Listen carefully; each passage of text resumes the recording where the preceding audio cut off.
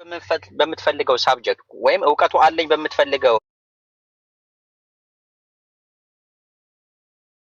በምትለው ሳብጀክት ውስጥ ከኡስታዝ ጋራ ከኡስታዝ ሙዓዝ ጋራ ከኡስታዝ ወሂድ ጋራ ማውራት ትችላለህ። ድንገት እነሱ እንኳን ቢወርዱ እኛንም ደግሞ የሚመጥነን ነገር ከሆነ ከኛ ጋር ራሱ ታወራለህ። ከኔ ጋራ ብዙ ጊዜ አውርተህ ታውቃለህ። ገባህ አይደል? አንድም ቀን ግን አንተ በዚህ ሳብጀክት ላይ ዕውቀት የለህም ብዬ ተናግሬም አላውቅም። አንተም እንደዚህ ሆኒ እንደዚህ ተናግረህኝ አታውቅም። ሰውየውን እንደዛ ብትለው አሁን አይሰማህም። ዕውቀት የለውም ብለህ ስላልክ አንተ እሱ ግን ዕውቀት የለኝም ብሎ ምንም የሚል አይደለም፣ የሚቀበል አይደለም። ልክ በሚያውቀው ልክ ግን አውርቷል። በዛ መንገድ ነው የምናወራው። አንተ እስኪ ለምሳሌ በክርስትና ያውቃሉ የምትላቸው ሰዎች አምጣቸውና ከኛ ጋር አንድ ቀን ያወሩ። ከኡስታዝ ወሂድ ጋር እንዲያወሩ መድረክ እናዘጋጃለን ከፈለክ። አንተ ያውቃሉ የምትላቸውን ሰዎች ይታቸው ነው። ግን እንደዛ አለም ኡስታዝ። እኔ ነው እዚህ ጋር ሁላችንም ከ21 ዓመት በላይ የሆኑ ሰዎች ነንና ምንም አልተሳደብኩም፣ ምንም ካፌ ክፉ ነገርም አልወጣም። ኧረ በቃ ወደ ሌላ ነገሮች ወደ ጥያቄና መልስ ማለት የህፃን የሰነፍ ሰይፍ ነውና ከይቅርታ ጋር እኮ ማለት ወደ ነጥብ ግባ እኮ አልኩ እኮ ዝም ብለው እኮ ትላለህ ማለት ሰነፍ ነህ ባይ መጨረሻ ላይ እቺን ለመናገር ነበር የገባው የነበረው ማለት እንደዚህ አይደረግም እኮ በእናትህ ያለን ጥይት በአንድ ጨርሰህ ትወጣለህ ባይብለህ ለዚቹ ነበር የገባው። ለዚቹ ነበር በሬን ያደረኩት አለች አሉ እማማ ሁለቱ። እርቧት አይበቃኝም እርቦኛል አለች አሉ። ከዛ ምግብ ይቅረብልኝ ስትባል አይ ዶሮ ረድልኝ አለች አሉ። ማን ዶሮ ይታረድልኝ ሰላም ብያለሁ፣ ግን አታውሩድኝ። አንተ ሞረድ ነው ያለብህ። ለዚህ ቤት አትመጥንም። አንተ ለዚህ ቤት አትመጥንም። ቁጭ ብለህ መማር ነው ያለብህ። ለጊዜው ነገር ያለው ያለ መረጃ የሚያወራ ሰው ከኛ ጋር አያወራም። ማለት ደግሞ እምነት የለህም ምንም ነገር ገብቶሃል ወይ? ባይብልህን አታምንም ወይ ቁርአንን ማታምንምና ዝም ብለህ ነው የምታወራውና ለአንተ አይመጥንም። የንጽጽር ቤት ነውና ከዛ መጨረሻ ላይ ዶሮ አለች አሉ። ዶሮ ይታረድልኝ ስትባል አይበቃኝም በጣም እርቦኛል አለች አሉ። ከዛ አሁንም በጣም እንትን ብላ ስትል እሺ በግ ይታረድልኝ ስትባል አሉ አይበቃኝም አለች አሉ። ከዛ እሺ ታዲያ ምን ይሁን በሬ ታረድ ሲባል አዎ አለች አሉ። ከዛ በኋላ በሬው ከታረደ በኋላ አሉ ገና 2 ጉርሻ እንደጎረሰች አሉ ጥግብ አለች አሉ። ከዛ ለዚህ ነው ወይ በሬን ያረርኩት አለች አሉ። እና 2 ሰዓት ስጠብቅ ምናምን አለ ኡስታዝ ሙአዝ ሰምተው እኮ 2 ሰዓት ጠብቂ ለኔ ታይሚዝ በቃ ጎልድ ምናምን ነገር አለ ዌስት ማድረግ የለብኝም ምናምን አለና ገባና ከዛ ይቺን ተናገረ። እሺ ሜክ ላደረከው ፖይንት መልስ ስለው ማዳመጥ አልፈለገም። እሺ ታች ወደ አዳምጥና ተመለሰ ተገባላል ነው አስገብተን ስንለው በቃ እንትኑ መልሷ መጨረሻ ላይ ያለችው በቃ 2 ጉርሻ ሆነች ማለት ነው። በቃ እኔ እኮ እንትን ነኝ እንትን ምናምን ነገር በቃ ሰነፍ አለና ወረደ። እና እንደዛ ነው አስገቡ ሰው ነገር ነበር የፈለገው እኮ ሲጀመር መጀመሪያ ሲመለስ እሷን ለመናገር ነበር የተመለሰው። በነገራችን ላይ ቅድም ኮመንት ላይም እንትናን ሲደግፍ ነበር፣ ዝም ብሎ ሲቀመጥ አልነበረም። ከውዝ መማር የሚፈልግ ሰውና እውነትን ማወቅ የሚፈልግ ሰው ቁጭ ብሎ ነበር አይደል መማር የነበረበት ኡስታዝ። እሱ ግን ሲማር ሳይሆን ኮመንት ሲጽፍ ነበር ሳይ ነበር ባይ ዘ ወይ እኔ ያወራው በነበረበት ሰዓት ኮመንቶቹን ሳይ ነበርና ይጽፍ ነበር ኮመንት። ያው እንደምንም ብሎ ደግፎት ልጁ እንትን ሆነበት፣ ያለ ሎጂክ የሚያወራ ልጅ ሆነበት። ማን ነበር? አድማስ ነበር ስሙ ረሳሁት። እና ስለዚህ ነው እንጂ እንትን ያለው መጀመሪያ እጁን አስገብቶ ነበር ለማለት ያክል ነው ልጁ ደክሞበት እንጂ። ስለዚህ ያው ወደፊትም እንደተባለው መሞገት የሚችል ሰው ማምጣት የሚችሉ ከሆነ خلاص ያምጡና ኡስታዞቻችን አሉ፣ በዚህ ጉዳይ ላይ እየሰሩ ያሉ ወንድሞች አሉ፣ ከነሱ ጋር ሙግት ማድረግም ይቻላል። በሩ ክፍት ነው። ማንም ሰው ቢመጣ ማንም በር የዘጋ ሰው የለም። ወላኪን እዚህ መጥቶ መናገር ፈርቶ እዚያ ሄዶ እንትን ማለት አንድ፣ ሁለተኛ ነገር ደግሞ ኤቲስት መስሎ ኦርቶዶክስ ሆኖ ፕሮቴስታንት ሆኖ ኤቲስት መስሎ ሃይማኖት አልባ መስሎ በሃይማኖት አልባ ሰዎች ማሊያ መጫወት የሚፈልግም ካለ እኛ በአረብ ሀገር ስለጨረስን እቺን ታክቲኳን በደንብ አድርገን ስለበላናት አያስኬድም እኛ ጋር። ይሄ ነገር መታወቅ አለበት። በደንብ አድርጋችሁ ወቁ። ኦርቶዶክስና ፕሮቴስታንት ሆናችሁ የምትመጡ ከሆነ በስርዓት ቤተ እምነታችሁ መናገር ነው። ኢቲስት ነኝ ካልክ ደግሞ ራስህን ችለህ እንትን ማለት መተው ኢስላምን መምታት ስለማይችሉ እንዳለ ቤቱ ስለሚያፈስ ከሚያፈሰው ቤት ወደዚያ ወጥተው ጣሪያ የሌለው ቤት ፈልገው አሁን እንትን ኤቲዝም ጣሪያ የለውም ሲጀመር እንኳን ሊያፈስ ጣሪያ የሌለውን ቦታ ፈልገው እዚያ ሜዳ ላይ ነው የሚጫወቱት። የኛ ልጆችም አንዳንዶች ጀምረዋል። አሁን ኢትዮጵያውያኖችም ማለት ነው። ከእናንተ ሶስት እርምጃ ቀድመን ስላለን ይቅርታ አድርጉልን። በዚያ ፊልም እኛ ላይ አይሰራም። ክርስቲያን ከሆንክ በክርስትና ና፣ ፕሮቴስታንት ከሆንክ ፕሮቴስታንት ነኝ፣ ኦርቶዶክስ ከሆንክ ኦርቶዶክስ ነኝ። በዚያ ልክ ነው ማውራት የምንችለው። ከዚያ ውጭ ግን ኤቲስት ነኝ አሁን እንዳይጠየቁ እኮ ነው ኤቲስት ነን የሚሉት። ማለት እንደዚህ አንዳንድ ጊዜ ኤቲስቶች አሉ። ኤቲስቶች እኮ በጣም ጨዋ ናቸው። እኔ ስማቃቸው ኤቲስቶች አዳማጮች ናቸው፣ ረጋ ያሉ ናቸው፣ በሀሳብ ልዩነት ያምናሉ። ማለት የራሳቸው ትክክልም ባይሆኑም በቃ ረጋ ያሉ ናቸው። እኔ ኤቲስቶች ማቃቸው ቲክቶክ ላይ ማቃቸው ኤቲስቶች አሉ። ነገር ግን እነዚህ ምንድን ነው የሚሆኑት? እኛ ጋር ሲመጡ በሁለቱም አናምንም ይለዋል ሲመጡ ማለት ነው። እና ማሊያ የትኛው በቃ ከዛ በኋላ ደግሞ ተመልሰው ደግሞ የሆነ ሳለ ደግሞ ስለ እምነት ያወራሉ። የተወሰነ መቀበለው አለ ማልቀበለው አለ ይለዋል። እና እንደ አይነት ነገሮች አሉ። አሁን ጋዲዝም በቀደም አትፍሩኝ አስገቡኝ ምናምን ነገር ሲል ነበርና ያ ባህሪ በጣም የሚያስጠላ ባህሪ ነው። እንደ ሕፃን ነገር የሚያደርገው ሰው ትልቅ ሰው ሆኖ እንደ ሕፃን የሚያጫውተው ነገር ያስጠላል ራሱ ማለት ነው። አንተ ማን ስለሆንክ ነው የሚፈራ? ምን ስለሆንክ ነው? የትኛው እውቀት ነው? የትኛው እምነት ነው? ለራሴ የቱ ጋር እንዳለህ እንኳን አታውቅም። ወይ ክርስቲያንም አይደለህም፣ ሙስሊምም አይደለህም፣ ኤቲስትም አይደለህም። የራስ ነገር ነው ያለ። አንተ ምን ስለሆንክ ነው የምትፈራው? እስቲ ማይክን አንሳ። አትፍሩኝ አስገቡኝ ምናምን ስትል ነበር። መልካም በቅድሚያ ሰላም ብያቸዋለሁ። ጨዋ ሰው ስለሆንኩ ስድብ አልወድም እና ስድብ ደግሞ ኃጢአት ነው፣ ሐራም ነው። አይ ምን ስለሆንክ ነው አንተ አትፍሩኝ ስትል የነበረው? እኔ አትፍሩኝ አላልኩም። ነገር ግን ምክንያታዊ ሰው ደግሞ ብትወድ በጣም ደስ ይለኛል። ኡስታዝ ዋዝ በጣም አከብርሃለሁ። ግን የአሁን ንግግርህ ግን አንተ አትመስለኝም። ፕሮፋይል አጭበርብሮ የመጣ ሰው ይመስለኛል። ብላል እንደዛማ ብላል ጽፋ አይቻለሁ አንድ ቀን። ለዛ ነው እኔ አሁን እንድትገባ ያልፈለኩት የነበረው ማለት ነው። አይ ሳይሆን እኔ መጽሐፎች በነገር ላይ በጣም አከብራለሁ። 2 መጽሐፍ 3 መጽሐፍ ያንተ ወስጃ አንብቤያለሁ። እምነት ምንድነው? አጭሩ ነገራቸው። ስለ እምነቴ ላውራ ወይስ ስለማራምደው አይዲዮሎጂ ወይስ መጠየቅ ስለምፈልገው ጥያቄ? ክርስቲያን ነህ ወይስ ሙስሊም ነህ? እኔ ክርስቲያን ነኝ። ኦኬ ክርስቲያን ነህ። በስላሴ ታምናለህ? ስለ ስላሴ ከመጠየቅህ በፊት እኔ ልጠይቅህ። ኖ የጠየቅኩን ጥያቄ መልስ። ማንነትን ማወቅ አለብን። ክርስቲያን አይደለ? ምን ክርስቲያን? አሁን ልጠይቅ ነው የመጣው። ጥያቄ ያለኝ ነው። ጥያቄ ያለኝ ለኡስታዝ ዋይ ጥያቄ ያለኝ። እውቀቱ እንግዲህ እዚህ ደረጃ ነው። አሁን ምን ክርስቲያን እኮ ልጠይቅ እኮ ነው። ልጠይቅ ፍቀድልኝና ከዛ እንሄዳለን። ትጠይቃለህ። ማንነትን እንወቀው። ተረጋጋ። አንተ ለመረጋጋት ያለብህ ክርስቲያን ነኝ አልኩህ እኮ። ክርስቲያን ክርስቶስን ማመን ነው። ኢየሱስ ክርስቶስ ጌታ ነው ብሎ ማመን ነው ክርስትና። ኦኬ ጥሩ። በስላሴ ታምናለህ? አሁን ምን መሰለህ አንተ እያደረግከው ያለ በሺዓና በሱኒ ታምናለህ እያልከኝ እንደሆነ ነው የሚሰማኝ። ታምናለህ ወይ? በስላሴ ታምናለህ ወይ? እኔ ክርስቲያን ነኝ አልኩህ። ምን ክርስቲያን ነህ? ኦርቶዶክስ ነህ? ካቶሊክ ነህ? ፕሮቴስታንት ነህ? ምንድን ነህ? የኢየሱስ ክርስቶስ ተከታይ፣ ኢየሱስ ክርስቶስ ጌታ ነው ብሎ የሚያምን በኢየሱስ አምኖ የዳነ ሰው። ኦኬ ጥሩ ጥያቄ። እዚሁ ክርስትናው ላይ ጥያቄ ጠይቀሃለሁ። ዘፍጥረት 4 እኔ ደግሞ ልጠይቃ ቅድሚያ እስልምና ላይ ልጠይቅ። እስልምና ላይ መጽሐፎች ያንተ መጽሐፎች ሰጥተኛል፣ አንብቤያለሁ፣ ደርሶኛል፣ አመሰግናለሁ። ስለዚህ አሁን ማንነትን ማወቅ አለብና ማንነትን ለማወቅ ማንነትን ክርስቲያን ነኝ ያልክ አሁን ተመልከቱ። በቁርአን ታምናለህ? ቁርአን ከመጽሐፍ ቅዱስ ተኮርጀ የተወሰዱ ሐሳቦች ያሉበት ቅዱስ መጽሐፍ ነው። ኦኬ መኮረጁን አንድ ማስረጃ ስጠኝ። መኮረጁ ሙሉ ብሉይ ኪዳን እዛ አሉልህ፣ ስሞቻቸውን በሙሉ እዛ አሉልህ።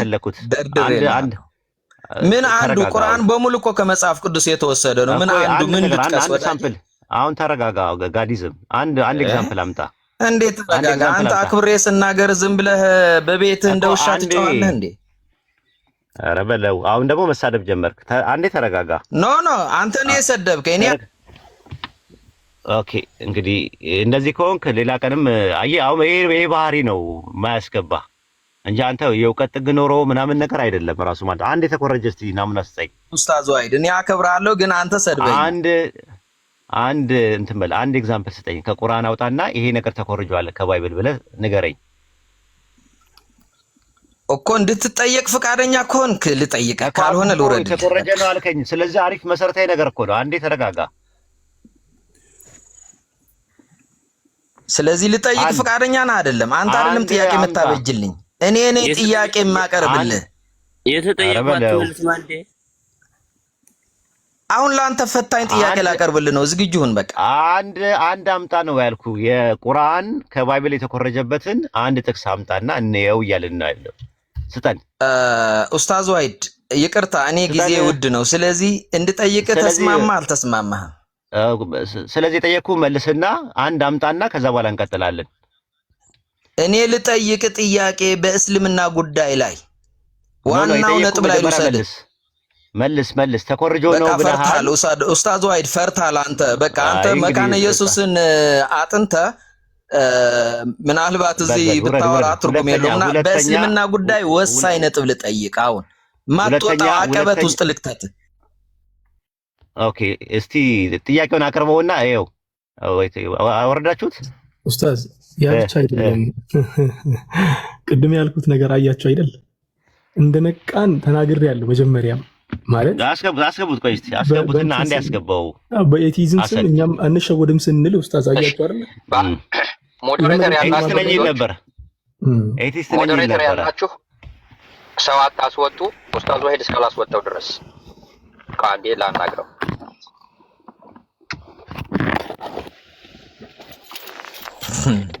ጋዲዝም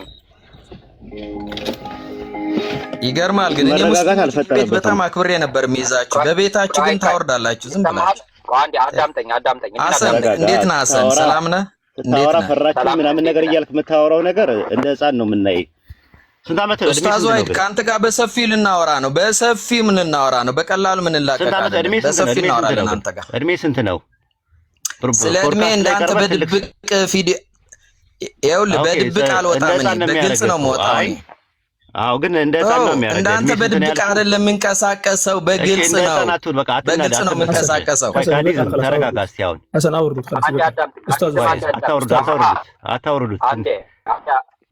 አታውርዱት የ65 ዓመት ሰው እኮ አስቸጋሪ ነው ይሄ እድሜ ልኩን እንደ ህፃን ሆኖ ያሳለፈ ሰው በጣም ይቸገራል ራሱ ኦኬ ጥያቄን አቅርብ እሺ ወዳጄ እኔ እንደ ቂጣ እየተገለባበጥኩ አልኖርም አማኝ ነኝ ዝም ብለህ ክብርን ጠብቅ ጥያቄ አቅርብ ጋዲዝም ይሄ እንትን ነው ነው እንደዚህ የሚያደርገው ጥያቄ ላቅርብልህና ኖ አንተ ችግር አለብህ አትናደድ አትበሳጭ አንተ ችግር አለብህ ምንም ብስጭት የለኝም ወንድሜ እንዴ ጥያቄው እኔና አልበሳጭም ግን አንተ ግን መርፌው ነው የአዋቂ ጨዋታ ለመጫወት የምታስበው ትርጉም የለውም መልካም ወደ እሱ ከፈቀድክልኝ ልግባ መልካም እሺ መርፌው ነው የሚሰራው ልጠይቅህና እስልምና መርፌ ነው አንድ ሰው ወደ እስልምና ሳይገባ እስልምና ዋና ማጋራት ኃጢአት ነው ይላል ጥሩ ለፈጣሪ መገዛት እንዳለበት ያስባል አንድ ሰው ሙስሊም ሳይሆን አዳምጠኝ አንድ ሰው ሙስሊም ሳይሆን የሙስሊም አባል ሳይሆን አንድ አምላክ ማምለክና ለሱ የሚገባውን ክብር መስጠትና በምድር ላይ መልካም ሰው ቢሆን ገነት ይገባል አይገባም ሙስሊም ግን አይደለም እስልምና አባል አይደለም አይገባም በረሱ ሰለላሁ ዐለይሂ ወሰለም ነብይነት በቁርአን ያለ ቃል መሆን አንድ ሰው ካላመነ ጀነት አይገባም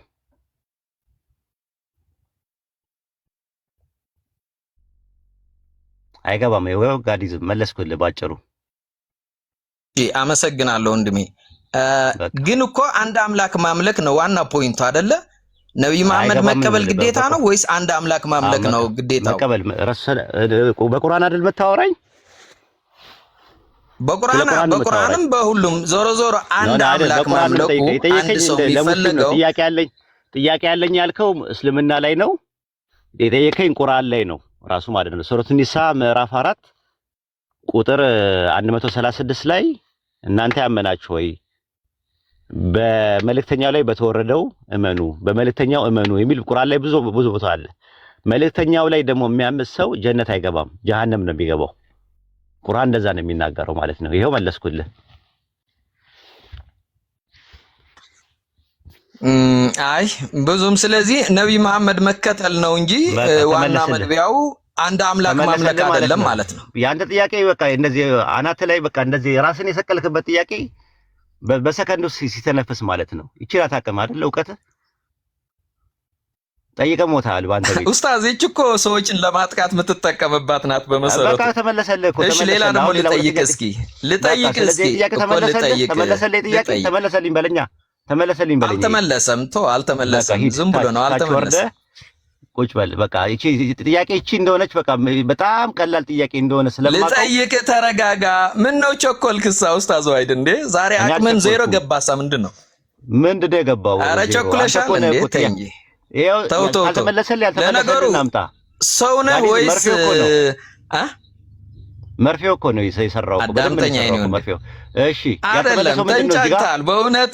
ይኸው ጥያቄ ምን ነበረ? ቆይ አንዴ ተረጋጋሽ። አሁን ደግሞ ተረጋጋ። ወደ እንትና ተረጋጋ አንዴ። ፈሪ ሆንክስ?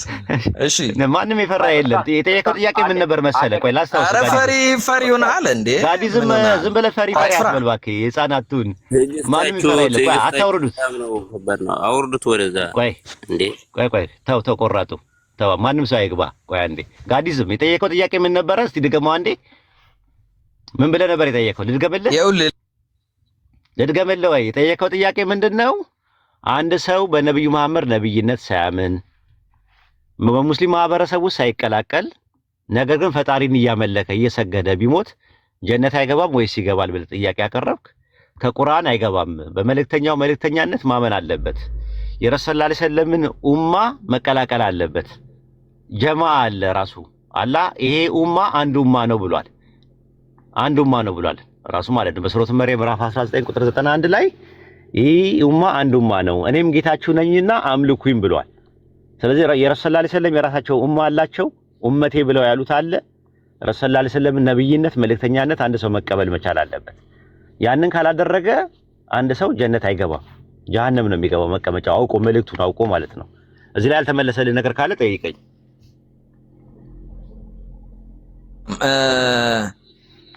እሺ በእስልምና እንደዛ ነው። እዚህ ላይ ካልተመለሰልህ ይሄ ነገር አልተመለሰልኝም በለኝ። አንተ በእስልምና አተያይ ይመልሰልኛል። በእስልምና አተያይ ይመልሰልኝ። በእስልምና አተያይ ይመልሰልኝ። ጥያቄ ተመልሷል። በእስልምና አተያይ በእስልምና አተያይ ይመልሰልኛል። የጠየከኝ ከቁርአን አንፃር ከቁርአን ተመልሶላል። ኦኬ በቃ ሚውት አድርጋ አንዴ። ኦኬ ታች ወረድና አውርቼ እስከምጨርስ ድረስ ታች ወረድና። እንግዲህ እንደዚህ ነው ጥያቄው። ጥያቄ አለኝ ፈራችሁኝ ምናምን ብሎ መጣና ከዛ ልክ ጥያቄውን ሲጠይቅ ደግሞ ቀላል የሆነ ጥያቄ ነው የጠየቀው። እንግዲህ ማንም ሙስሊም ሊመልሰው የሚችለው አይደለም። ዝም ብሎ ተራ ጥያቄ ነው የጠየቀው። ይኸውላችሁ የመጀመሪያው ማለት ነው። አሁን ደግሞ ወደ ሁለተኛው ጥያቄ እንውሰደው። ምንም እንደማያውቀኝ ሰውዬ ናገባ አስገቡት።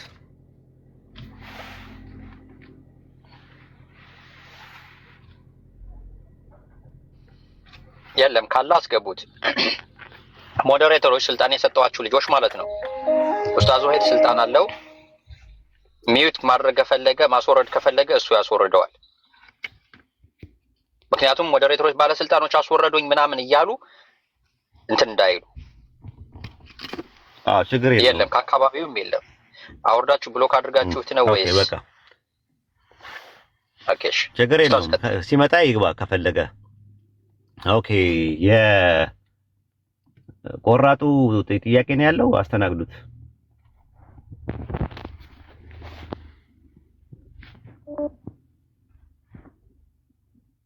ኧረ እኔ ምንም ጥያቄ የለኝም። ዝም ብዬ ነው የገባሁት። ኡስታዝ ሙስሊም ነው ወይስ ክርስቲያን ነህ? እኔ ሙስሊም ነኝ። ቀጥል። ኦኬ ትልቁ ዳቦ ሊጥ ሆነብኝ እኮ።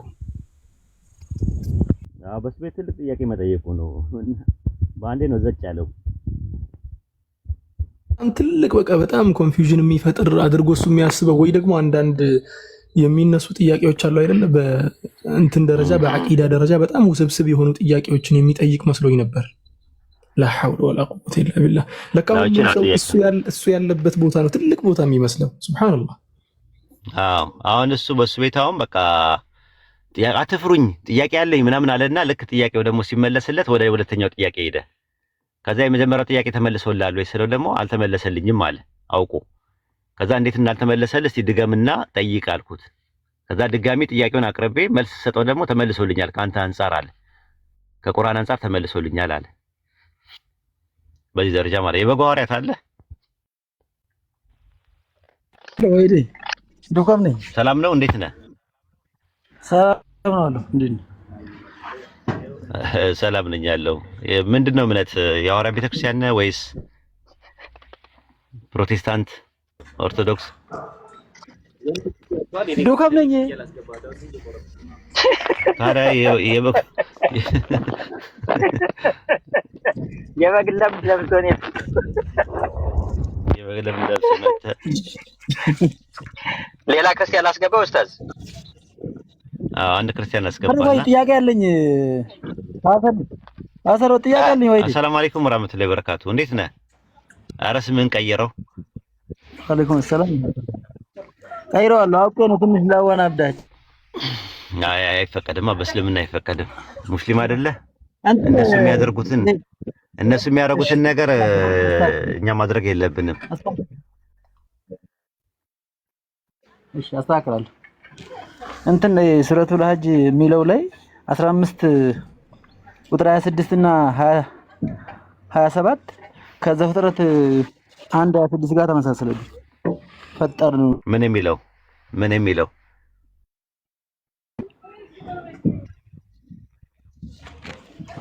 ሰውን ፈጠርን የሚላል ምዕራፍ 15 ቁርአን 15 ከ26 እስከ 28 ያለው ከዘፍጥረት 1:26 ጋር ተመሳሰለብኝ። ሰውን በመልካችን እንፍጠር አለ። እንፍጠር የሚለውና ፈጠርን የሚለው ሁለቱም ድርብ እንትን ይጠቀማል እኮ። እንፍጠር ማለት እኮ እንብላ ብዬ ስልና በላን ማለት ልዩነቱ ምንድነው? መብላት ዝግጁ ሆነ ነው። በላን ደግሞ በልተጨርሳል ማለት ነው። አዎ እኔ አንተን አሁን እንብላ ብዬ ስለ እንብላ በሚለው ውስጥ አንተን ያካትታል ወይስ አያካትትም?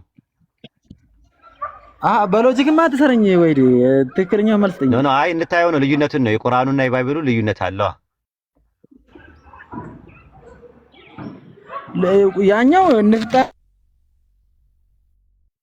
ሰውን እንብላ ብዬ ስለህና እንብላ ብዬ ስለ አንተን ያካትታል መብላቱ ላይ። በላም ብዬ ግን ለአንተ ከነገርኩ አንተ ኤክስክሉድድ ነህ። በእኛ ውስጥ የለህም፣ በእኛ ማዕቀፍ ውስጥ የለህም አይደለ? ልክ ነኝ? ስለዚህ ከዘፍጥረት 1:26 እና አላህ የሚናገረው እኛ እያለ የሚናገርበት እና ፈጠርን እያለ የሚናገርበት ይለያያል ማለት ነው። እንደዛ ከሆነ አላህ ለምንድን ነው አንድ ከሆነ ለምንድን ነው ፈጠርን እያለ የሚናገረው የሚለው ነው ጥያቄ መጠየቅ ያለበት። እሱን ልመልስልህ? እሱ ነው መሰለኝ ጥያቄ ዋናው። ያልከው ነገር ምንም አልተጨበጠኝም ማለት እንትን አይደለም፣ አልገባኝም። ይኸውልህ እንብላ ብዬ ስልህ አንተን እያናገርኩ ነው ያለሁት፣ እንድትበላ እየጋበዝኩ ነው አይደለ?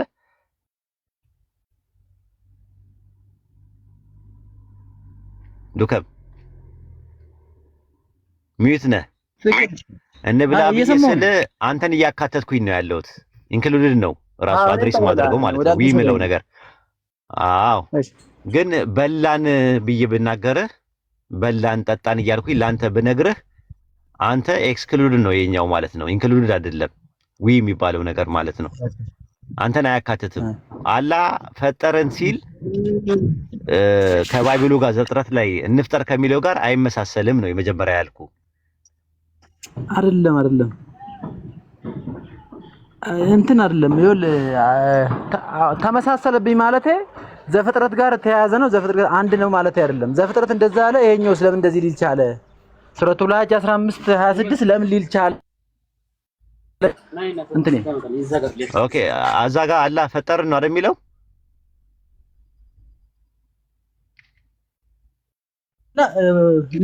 ፈጠርን ብሎ ምንድነው ነገር ነው የሚለው እኮ ምን ፈጠርን ነው የሚለው። ከዛ ውጪ ሌላ ነገር አለ የቁርአኑ ላይ? እስቲ ጥቅሱ ይነበባ። እኮ አዎ፣ ካለ ንገረኛ አንተ ያውጣልህ ሐሰኑ አውጣለትና ቁርአን 15 26 አውጣለት 15 ሱረት ሂጅር ምዕራፍ 15 ቁጥር 26 ሐሰን አለ ኡስታዝ አውጣለት። እሺ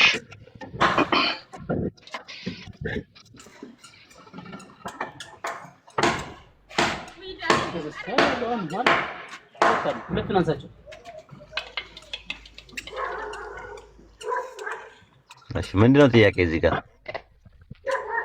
ለምን ዘተረገው? ጥያቄ እሱ ጋር ፈጠፈ አንበው ሰውን ከሚቅለጨለጭ ሸክላ ከሚገማ ጥቁር ጭቃ በእርግጥ ፈጠር ነው ይላል። ይኸው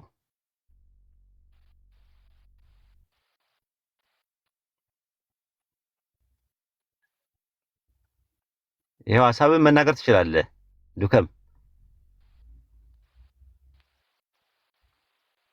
እሰማለሁ ባይዘወይ ወይስ እሱ ጋር ነው ችግሩ ያለው? ፈጠር ነው የሚለው አዎ፣ አለቃ እያጨናነቀኝ ለዛ ነው ፈጠር ነው የሚለው። ምንድነው ፈጠር ነው የሚለው? ራሱን ለምን ድርብ የጠራው ነው? ብቸኛ አይደለም ወይ? እኮ እሱን ነው እኮ መጠየቅ ያለብህ። እሱን ላብራራልህ ስልህ እኮ ቅድም አልሰማኝም ዱከምዬ። እሺ ቀጥል። እሱን ላብራራልህ ስልህ ማለት ነው። አዎ በእንግሊዝኛ ዩ ማለት ለምሳሌ አንተ፣ አንቺ፣ እናንተ መሆን ይችላል። ገብቶሃል? አሁን ለምሳሌ በእንግሊዝኛ ላይ ማለት ነው። አሁን ዩ ስትል ወይ አንተ እያልክ ነው፣ ለሲንጉላር ለወንድም ለሴትም ይሆናል። ለፕሉራልም ደግሞ መሆን ይችላል ራሱ። አሁን ለምሳሌ ዩ ስትል በቋንቋ ደረጃ ማለት ነው።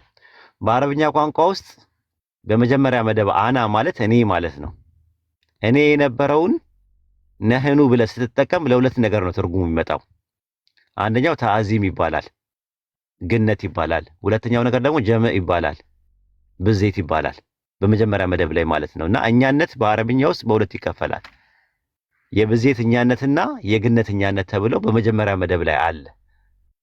አሁን ልዩነቱ ምንድነው ብዬ ስልህ አንተ በመጀመሪያ መደብ በላን ብለህ ስትለኝ እንኳን በላህ ብዬ በሁለተኛ መደብ ከመለስኩኝ አንተ በላን ያልከው ሌሎች አካላትን ሳትጨምር መሆኑን ግነትን ነው የምትጠቀመው ማለት ነው። በሶስተኛ መደብ ደግሞ ዱከም በልቷል ብዬ ከተናገርኩኝ ያ እኛነት የተጠቀመው በላን ብለህ ያልከው የሲንግል ሆነ ግነትን ለማመልከት ነው የተጠቀምከው። ልክ ደግሞ ከሌላ ሰዎች ጋር ከበላ ደግሞ እነ ዱከም በሉ ብዬ ነው የምናገረው። ስለዚህ አላህም በሁለተኛ መደብ ሲያናገሩት አንተ እያሉ ነው በነጠላ የሚያናገሩት ነቢያቶቹ። ለምሳሌ ሱረቱ አንቢያ ምዕራፍ 21 ቁጥር 87 ላይ ዮናስ እንደዛ ነው የሚና ዩኑስ አለይሂ ሰላም እንደዛ ነው የሚለው ከአንተ በቀር ሌላ አምላክ የለም፣ አንተ አንተ አንቱም አንቱማ የሚል ነገር አይጠቀምም። ዱዓል ወይም ደግሞ ይሄ ሙሰና የሚባል ነገር አለ፣ አይጠቀምም።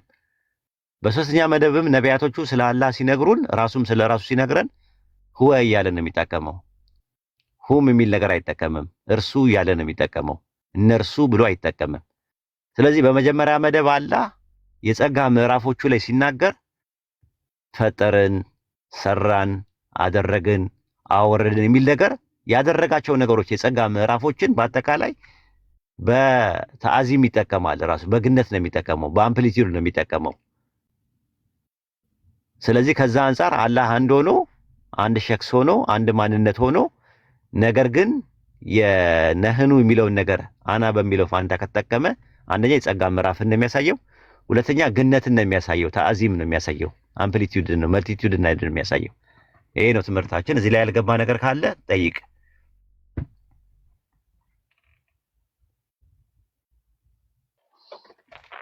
ኡስታዝ አንተ ካሁን በፊት ይሄንን ነገር በተመለከተ የጻፍካቸው ጽሁፎች እኔ ጋርም አሉ። ይሄ ኢልቲፋት የሚለውን ነገር ያብራራህበት እኛነትን በተለያዩ የቁርአን አንቀጾች እያመጣህ ያስቀመጥከው እኔ ጋር አለ። እነሱንም እያወጣን ማየት ይቻላል። እነዚህ አንተ እኔ ያስኩት እዚህ ጋር አንተ የጻፍከው ነው።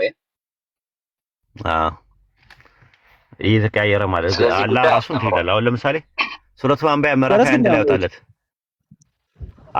አልሰማኝም ያወራሁትን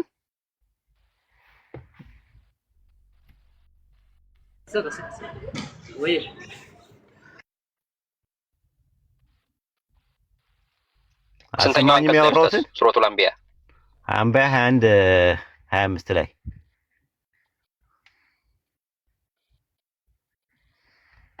ዱከምዬ ይኸው እዚህ ጋር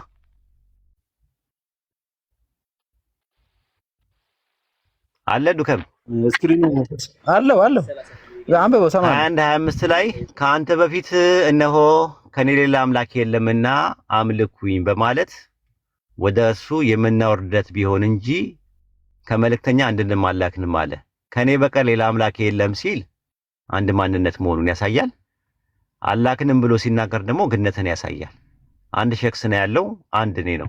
ላኢላሃ ኢላ አና ማለት እኔ ማለት ነው። አንድ ሸክስ ነው አናኒ የሚጠቀመው እኔነት የሚጠቀመው።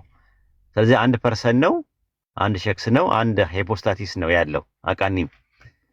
ነገር ግን ያንን ለግነት ምን ያደርጋል? አላክንም ይላል። የምናወርድለት አላክንም እያለ ነው የሚናገረው። ስለዚህ የምናወርድለት በሚል ነገር አለ። ያ ምንን ነው የሚያመለክተው? አምፕሊቲዩድን ነው የሚያመለክተው ማለት ነው። ይኸው ባጭሩ እዚህ ጋር ይኸው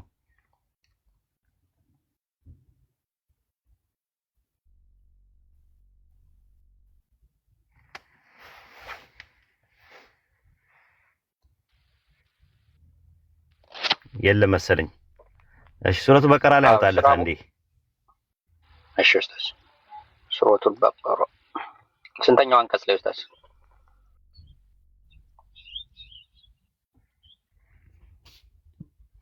ስንተኛው አንቀጽ ኡስታዝ?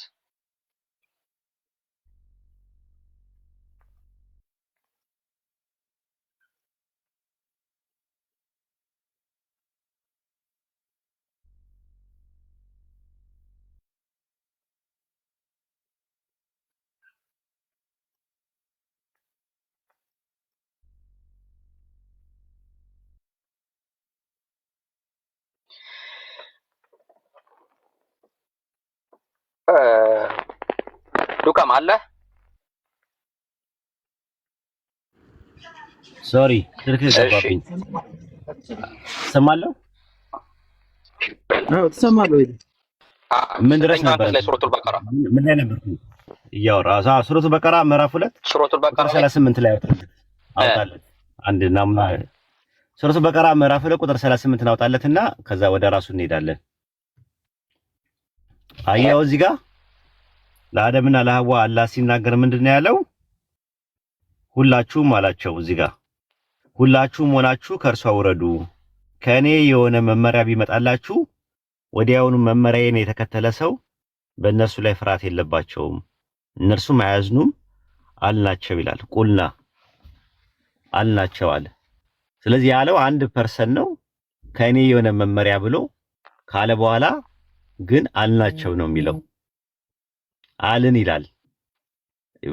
የጸጋ ምዕራፎች እንዳለ የተናገረውን ያደረገውን ነገር ማንኛውም ነገር ሲያደርግ አላህ ብዙ ጊዜ እንደዛ ነው። ግን አምልኮን በተመለከተ ግን ከኔ በቀር ሌላ አምላክ የለም፣ አምልኩኝ፣ ተገዙኝ፣ ፍሩኝ እያለ ነው የሚናገረው። አምልኩን፣ ፍሩን፣ ተገዙን አይልም። እና ከዛ አንፃር በቀላሉ መረዳት ትችላለህ ማለት ነው። የሚባለው ወይ ደግሞ የክብር ንግግር ነው። ራሱን ሲያከብር ነው አይደል? እሺ የግነትኛነት ይባላል በኢስላም። እንትን ላይ ታስታውሳለህ? ሁለተኛው ጥያቄ ዳንኤል 2:36 ላይም ዳንኤል ህልሙን ለመፍታት ንጉሱ ፊት በሄደ ሰዓት ላይ የተናገረው ንግግር አለ። ታስታውሳለህ?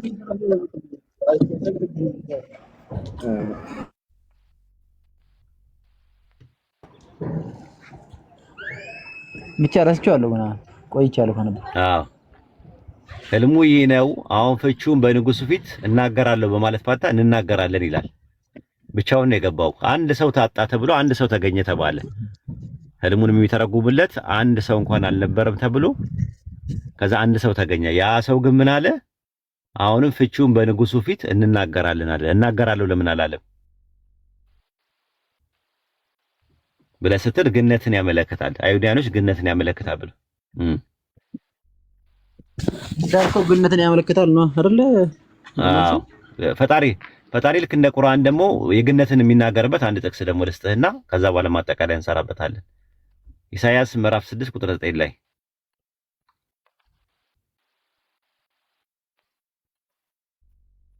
እሺ ኢሳይያስ 6:9 አዎ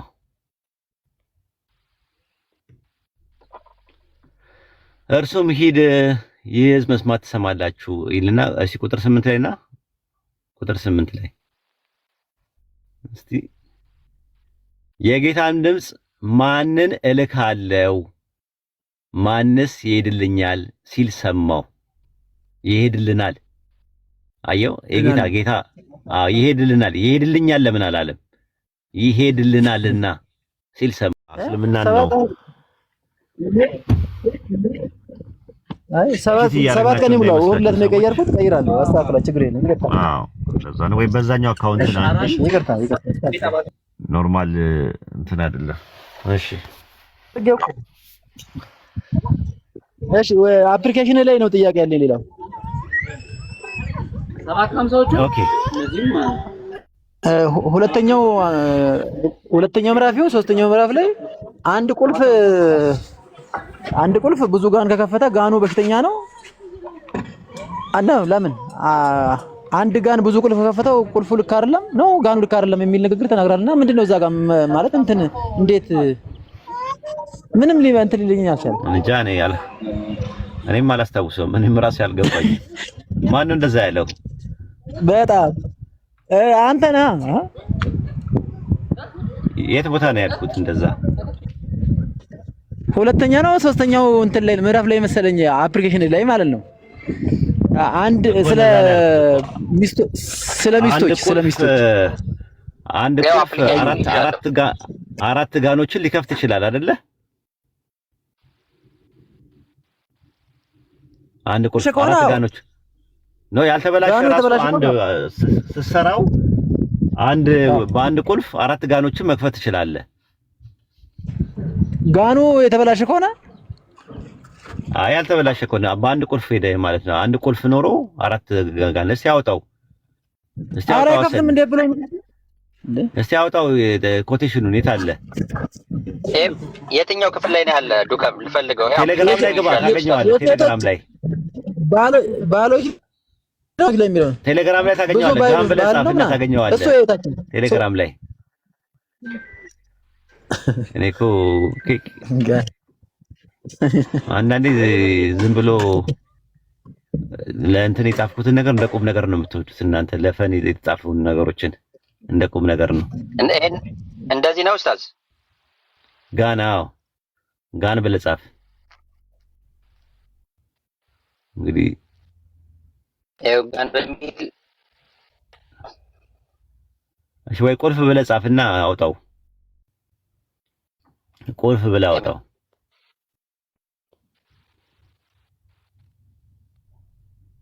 ቁልፍ ብለህ አውጣው። አየሽ ፍቅሬ፣ አንድ የቁልፍ ጋር አራት የተለያዩ ቁልፎች የሚከፈት ከሆነ አግኝቼዋለሁ ኡስታዝ። እሺ ይሄን ነው አይደለ የከፈትኩት? እኔ እኮ አይደለም ያልኩት፣ ባል ነው እኮ እንደዛ ያለው። አየሽ አንድ የቁልፍ ብለህ ትለኛለህ። እኔ አሁን ከሚስቴ ጋር ልታጣላኝ ነበረ። ዱከም ልክ አልሰራህም። እሺ አንብብለት ከመጀመሪያው ጀምሮ። እሺ ከመጀመሪያው አንብብለት።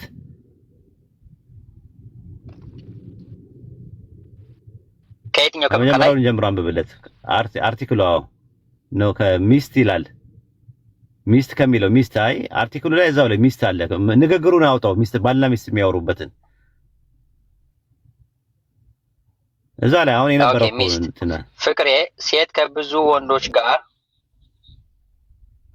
እሺ ሚስት ያለችውን ፍቅሬ ሴት ከብዙ ወንዶች ጋር ስትዘወጅ ሐራም ነው። ወንድ ግን ከአራት ሴቶች ጋር ሲዘወጅ ሐላል ነው። ለምንድን ነው ብላ ትጠይቃለች። ባል አየሽ ፍቅሬ፣ አንድ የቁልፍ ጋን በአራት የተለያየ ቁልፍ የሚከፈት ከሆነ ጋኑ ችግር አለበት ማለት ነው።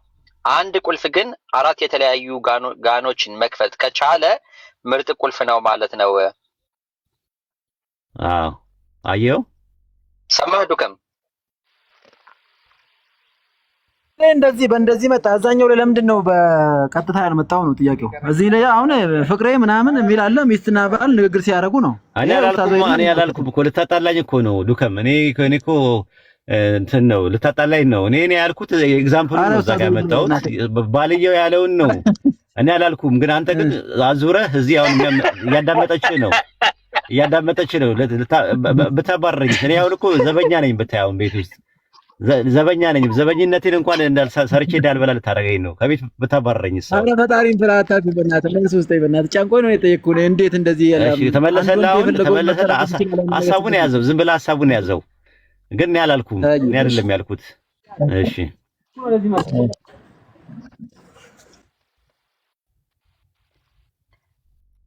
ግልጽ ነው ወይስ ግልጽ አይደለም? አሁን ለምሳሌ ማለት ነው የሥራ ቦታ ኡስታዝ ማስተር ኪ ያለን የሥራ ቦታ ማለት ነው አንድ ቁልፍ አለ፣ የተለያዩ በሮችን ይከፍታል። ኢቭን ይሄ ቁልፍ ማለት ነው እንዴ ይሄ የሥራ ቦታ ቁልፍ ነው። ይሄ የሥራ ቦታ ቁልፍ ነው፣ ማስተር ኪ ይባላል። የተለያዩ በሮች አሉ። እኔም ስራ ቦታ ወደ 10 የሚሆን በር አለ። ይሄ በር 10ሩን በር ጋር እየገባ ይከፍታል። ይሄኛውም እንደዚህ ታፕ ኪ ነው፣ በሴንሰር የሚሰራና ልክ እንደዚህ ጫነ ስታደርገው በር የሚከፍት ኪ ነው። ግልጽ ነው ዱከም? ግልጽ ነው። እንትኑ ጋር ሲሄድስ ነው ወሳኝ፣ እንትኑ ፖይንቱ ላይ ሲገባት ነው። ምኑ ፖይንት? ለምሳሌ እንዴት ብዬ አሁን ወይድ ባይኖር እኔ በደንብ አወራለሁ። ወይድ ስላለ አሁን እዚሁ ይጨፈልቀኛል። ወይ ታዲያ እኔ ልጨፈልቅ ነው የምትፈልገው? ታዲያ አንተ ብትጨፈልቀኝ ነው የሚሻለኝ። ወይ ግራ ጋብቶ ነው የሚሸኝ።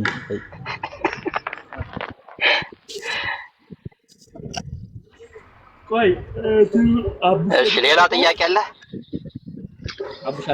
አይቶ ታች ሁልጊዜ ጥያቄ መቼ ነው የሚገባ ግን እያሉ ነው። ችግር የለውም። ያው እንዴ አረብሽ ጥያቄ የሚያስፈራ ነገር የለም። ሰዎችን ተዋቸው። ጥያቄ አጠይቁ። ማንም ያለ ሰው የለም። ጥያቄ ጠይቁ። ክፍት ነው፣ መድረካችን ክፍት ነው። ጥያቄ ጠይቁ። ጥያቄ አልተመለሰም ምናምን ነገር ከምትሉ ጠይቁ። እንኳን ለሙስሊም ይቅርና ለክርስቲያኖችም ክፍት ነው ቤታችን። ዝም ብሎ ፖለቲካ ካልሆነ በስተቀረ የፖለቲካ ለመስራት ካልሆነ በስተቀረ መድረክ ለማሟሟቅ ካልሆነ በስተቀረ ጥያቄ አጠይቁ ተብሏል የሚባል ነገር የለም። እኛ ሙስሊሞች በጥያቄ እንትን አንልም። ማናውቀው ነገር ከሆነ የእውቀት ባለቤቶችን እንጠይቃለን። ሱረት ነህል ምዕራፍ 43 ላይ እንደዛ ነው የሚናገረው። ማታውቁ ብትሆኑ የእውቀት ባለቤቶችን ጠይቁ።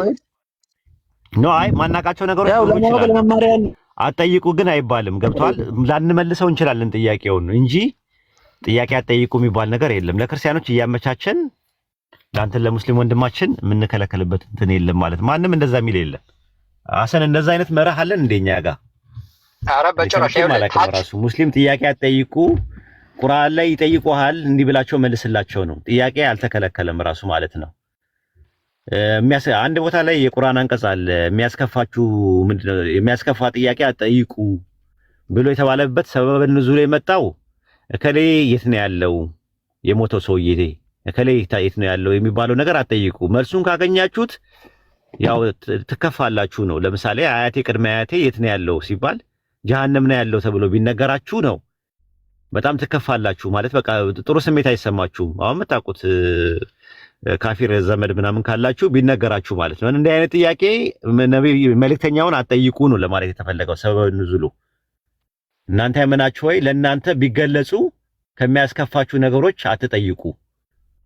ቁርአን በሚወርድበት ጊዜ ከእርሷ በተጠይቁ ለእናንተ ትገለጻለችናል። በቁርአን ዙሪያ ጠይቁ። ነገር ግን የሚያስከፋችሁ የተባለው ምንድነው? አንድ ሰው ከሞተ በኋላ የት ይገባል ምናምን የሚለው ጥያቄ ስለጠየቁ ነው። በወቅቱ የነበሩ ሰዎች ሲጠይቁ ነው ይሄ አንቀጽ የወረደበት እንጂ ጥያቄ የሚባል ነገር አይፈራም በእስልምና። ስለዚህ ካፊሮች ጥያቄ በእስልምና መጠየቅ እንትን አይደለም። ዮርዳኖስ ነው አበበ የሚባለው መምህር ዮርዳኖስ አበበ እንደዛ ነው። ስለዚህ ጥያቄዎችን ሂድና ጠይቃቸው ብዬ ላኩት። በአንድ ጥያቄ በአንዴ ነው የሚናደዱብህ ምናምን ነገር አልኩት። ተናደዱበት አለ ሲዋሽ። መምህር ዮርዳኖስ አበበ ከፈለገኛ መጠየቅ ይችላል። ራሱ መጠየቅ ይችላል ከፈለገ። ሌላ ሂድና ጠይቋቸው አይደለም። ራሱም ደፍሮ መምጣት ከቻለ መጥቶ መጠየቅ ይችላል። ጥያቄው እኛን የጠየቀን ጥያቄ ከአህመድ ዲዳት ነበር የጠየቀው። መለሰለት አለ መለስኩለት አለ እና እስቲ እኔ አንድ ጥያቄ ከመለስክ አደንቅሃለሁ። መምህር ዮርዳኖስ አበበ አንድ ጥያቄ ከመለስክ አደንቅሃለሁ። አይደለም 9 ቶ አንድ ጥያቄ ከጠየቅ ከዛ በኋላ አንድ ጥያቄ ጠይቅ፣ የፈለከውን ጥያቄ ጠይቅ። እኔ አንድ ጥያቄ ጠይቅሃለሁ፣ አንተ 10 ጥያቄ እንጠይቅ እናረጋለን። ከመጣ 10 እናረጋለን ማለት አንተ እኔ 2 ጥያቄ ከጠየቅኩ አንተ 20 ጥያቄ እንጠይቅ እናረጋለን። እና ይሄ ፕሮፓጋንዳ ነው ራሱ ማለት ነው። መምህር ዮርዳኖስ አበበ ዝም ብሎ ብሽሽቅ ነገር ስለሚፈልግ ነው። እውቀቱ ካለው መቶ መጠየቅ ይችላል። you are welcome። ይሄን ይመስላል ዱከማችን። አንድ ቁም ነገር ማለት ነው ኡስታዝ፣ እኔ በጣም እዚህ ሶሻል ሚዲያው ላይ ሶሻል ሚዲያ ላይ ከተቀላቀልኩ በኋላ ማለት ነው ኡስታዝ፣ እያንዳንዱ እስልምና ላይ የሚነሳው ጥያቄ ራሱ ማለት ነው ጥያቄው በተመለሰ ጊዜ እምነቴን ምን እያደረገልኝ ይሄዳል? እያጠነከረልኝ ይሄዳል። ለካኔ አልሐምዱሊላህ እውነተኛው እምነት ላይ ነው ያለሁት።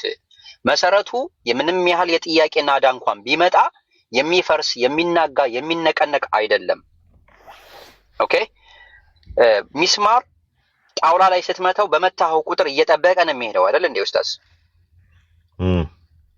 ምክንያቱም የምትሰሩትን ቤት መቼም መሰረቱ የተናጋ አይደለም። ቤታችሁን ሰርታችሁ ቤተሰቦቻችሁን ልጆቻችሁን ይዛችሁ እዛ ቤት ውስጥ ስትገቡ ዝናብ ቢመጣ ጎርፍ ቢመጣ ያ ቤት ይወድቃል ብላችሁ አትሰጉም፣ አትፈሩ። ምክንያቱም ቤተሰብ ልትመሰርቱበት ነው፣ ልጅ ልታሳድጉበት ነው። የሚያሰጋችሁ ቤት ውስጥ ኢቭን ለኪራይ እንኳን ስትከራዩ የሆነ በቃ ጣራው የሚያፈስ ቤት፣ ንፋስ ቢነፍስ ሊወድቅ የሚችል ቤት አትገቡም። ቤት ኪራይ መርጣችሁ ነው የምትገቡ። ገንዘብ ኑሯችሁም የራሳችሁን ቤት ብትሰሩ በቡልኬት ልትሰሩ ትችላላችሁ። መሬቱ በደንብ ተቆፍሮ ምሰሶ ምናምን ጠንከር ያለ መሆን መቻል አለበት ትላላችሁ። ለምን? ንፋስ ቢነፍስ እንዳይፈርስ ቤቱና ላያችሁ ላይ እንዳይናድ። ኦኬ ልጆቻችሁን ቤተሰባችሁን እናንተ ለአደጋ እንዳያጋልጥ እስልምና ላይ ማንኛውንም አይነት ጥያቄ ይዛችሁኑ አይጠየቅም አይባልም። ታች ላለ ሰው ዱከምም ሆነ ሌሎቻችሁ ሰዎች ከላይ ወጣችሁ የምትጠይቁ አትጨነቁ፣ አታስቡ። ላይ ያለ ሰው ግን ጥያቄያችሁን የሚመልስ ሰለቸኝ በቃ ይበቃሃል ብሎ እስካላላችሁ ድረስ ታች የፈለገ ነገር የኮመንት ናዳ እንኳን ቢመጣ ጥያቄና መልሱ ላይ ፎከስ አድርጋችሁ ጠይቁ። ምንም ወደ ኋላ እንዳትይዙ። ኦኬ ወርቅ በተፈጥሮ ደግሞ በዛ ላይ ደግሞ አንብቡ ነው አንብቡ ተማሩ ሲባሉ ደግሞ መማርና ማንበብ አይፈልጉም በራሱ ማለት ነውና ሄዱና ቴሌግራም ላይ ብዙ የተጻፉ አርቲክሎች አሉ። በዛ ዙሪያ መማር፣ ስለ እስልምና መጠየቅ፣ ማወቅ፣ መስጊድ ሄዶ እንትን ማለት፣ ጥያቄም ካላችሁ እንትን ካላላችሁ ሄዶ መጠየቅ ራሱ እንጂ አንድ ሰው ካፊሮች ጋር ገብቶ አይደለም ጥያቄ ያለኝ ስለ እስልምና የሚለው። ስለዚህ መማር ማወቅ ምንም ችግር የለውም። እኔ ላይ በገባሁበት ሰዓት ላይ ወንድሞች ላይ ሲገቡ ማንኛውም ጥያቄ ይዛችሁ መምጣት ትችላላችሁ ማለት ነው። አይ ቲንክ ሙስሊሞችም ማለት ነው። ምናልባት ቅድሚያ የምንሰጠው ለክርስቲያኖች የምንለው ቢሰልሙና ሂዳያ ቢያገኙ ቢመሩ አጅሩን ሁላችንም አብረን እናገኛለን ከሚለው አንጻር እንጂ እናንተ ጥያቄ ኖሮባችሁ ለመመለስ እንትን ያለ ሰው ያለ አይመስለኝም። ሙስሊሞችም እንደዛ ብለን አናምንም። ሙስሊሞችም እንደዛ ብለው አያምኑም። ራሱ ጥያቄ እኛ ጋር አይመለስም ምናምን ብለውም አያምኑም። ያው ካፊሮች ናቸው ፖለቲካ የሚሰሩት። ለምን በቃ የሆነ ነገር ብዥታ ለመጣል ምናምን ብለው ስለሚያስቡ ማለት ነው። ይሄ ደግሞ አይሳካም። የፖለቲካ ሃይማኖት አካባቢ ላይ ያለው ፖለቲካ ያው ሃይማኖቱ ራሱ ሙት ነው፣ ራሱ መርዝ ነው የሚሆነው። ሃይማኖት መንፈሳዊነት ከሌለው መርዝ ነው የሚሆነው። መንፈሳዊነት ደግሞ ምንድነው? እዛ ጋር ያለው ነገር አኽላስ፣ ኢህሳን፣ ተወኩል የመሳሰሉት ማለት ነው። ኢማን ምናምን የመሳሰሉት ነገሮች ውስጥ ካላ ጋር ያለን ግንኙነት እሱ ምን ይባላል? ስፒሪቹዋል ይባላል፣ መንፈሳዊ ማለት ነው። ከዛ ደግሞ ሁለተኛው ደግሞ ማህበራዊ እሴቶች አሉት። ማህበራዊ እሴቶች ማለት ከህዝብ ጋር ስንኖር እንዴት መኖር እንዳለብን አኽላቅና አደብ ያስተምራል እስልምና። ስነ ምግባርና ግብረ ገብ ሞራል ኤቲክስ የምንለው ነገር ማለት ነው። ሶስተኛ ደግሞ ኢኮኖሚካል ነገር አለው። በንግድ ዙሪያ ላይ በባንክ ሲስተም ሙዳረባ፣ ሙሻረካ፣ ተካፉል ምናምን የሚባሉ ኮንሴፕቶች አሉ። አራጣ ምንድነው? ሪባ። ከዛ በኋላ ደግሞ ቁማር ምንድነው? ከገንዘብ ጋር ንክኪ የሆኑ ነገሮችን በደንብ በትምህርት ያስተምራል እስልምና ሰፋ አድርጎ ማለት ነው። ከዛ አራተኛው እና የመጨረሻው ደግሞ ፖለቲካል ሴቲንግ እና ፕሎት አለው። ስነ መንግስት ጥናት ማለት ነው። የአስተዳደር ነገር አለው። ከእግር ጥፍር ጀምሮ እስከ ላይ ድረስ አስተዳደር በመዋቅር ደረጃ መጅሊስ ምንድነው? ሸሪዓ ፍርድ ቤት ምንድነው? ህግ አውጪ ምንድነው? ህግ አስፈጻሚ ምንድነው? ህግ ተርጓሚ ምንድነው የሚለው ነገር እኛ ጋር በደንብ አለ። ህግ አውጪው አላህ ነው። በቁርአንና በሐዲስ ላይ የተነገሩ ነገሮች አሉ። ለመልእክተኛው አላህ የሰጠው ነገር አለ። በቁርአን ራሱ የተናገረው አለ። ህጉ እሱ ነው፣ በሸሪዓው ማለት ነው። አላህ ባወረደው የማይፈርድ እሱ ከሃዲ ነው ይላል ቁርአን ላይ። ከሃዲ ሲባል ሁለት አይነት ክህደት አለ። ኩፍሩል አስገርና አክበር የሚባል ነገር አለ። አስገር ውስጥ ነው ያለው። ሆን ተብሎ ሰውየው ይሄ ነገር አልቀበለውም መፍረድ የለብኝም ካለ ደግሞ አክበር ውስጥ ይገባል ማለት ነው። ይሄ ነው ያለው ነገር ማለት ነው። ከዛ በኋላ ደግሞ ህግ አስፈጻሚም አለ፣ ህግ ተርጓሚም አለ ራሱ ማለት ነው። ቃዲዎች አሉን እኛ ራሳችን ይቻሉ ማለት ነው። ስለዚህ እስልምና አጠቃላይ የህይወት ዘይቤ ነው። ኮምፕሊት ዌይ ኦፍ ላይፍ ነው። ስፒሪቹዋል መንፈሳዊ ነገር አለው፣ ሶሻል ማህበራዊ ነገር አለው፣ ኢኮኖሚካል ወይም ደግሞ ምጣኔ ሀብታዊ አለው።